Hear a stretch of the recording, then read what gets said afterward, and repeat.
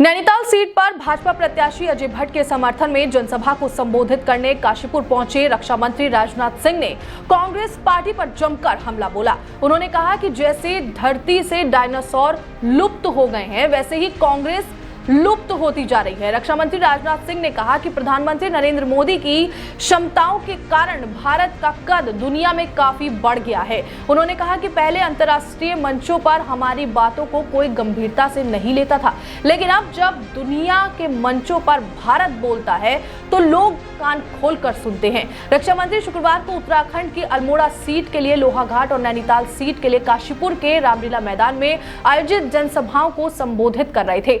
उन्होंने कहा कि जैसे इस धरती से डायनासोर लुप्त हो गए हैं, वैसे ही कांग्रेस अब लुप्त होती जा रही है। कांग्रेस के पास अब पहाड़ चढ़ने की कुव्वत नहीं बची है। उन्होंने सभा में मौजूद लोगों से कहा कि कांग्रेस के लोगों से कहे कि मान जाएं, जब वो नहीं माने तो उन्हें बैठाएं, समझाएं, बुझाएं और खिलाएं पिलाएं।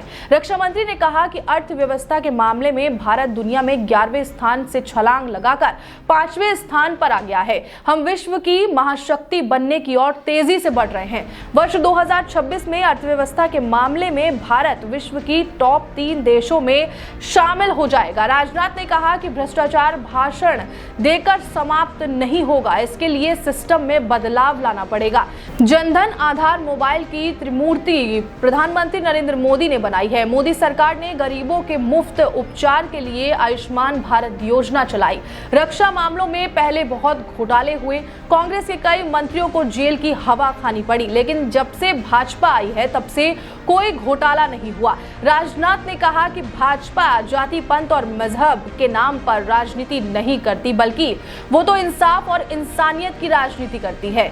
अरब के 5 देशों ने उनके देश के सबसे बड़े सम्मान से भारत के प्रधानमंत्री नरेंद्र मोदी को नवाजा है। उत्तराखंड को शौर्य और पराक्रम की धरती करार देते हुए रक्षा मंत्री ने यह भी कहा कि यहाँ का युवा सेना में भर्ती होकर देश सेवा के लिए कुछ कर गुजरने का जज्बा रखता है।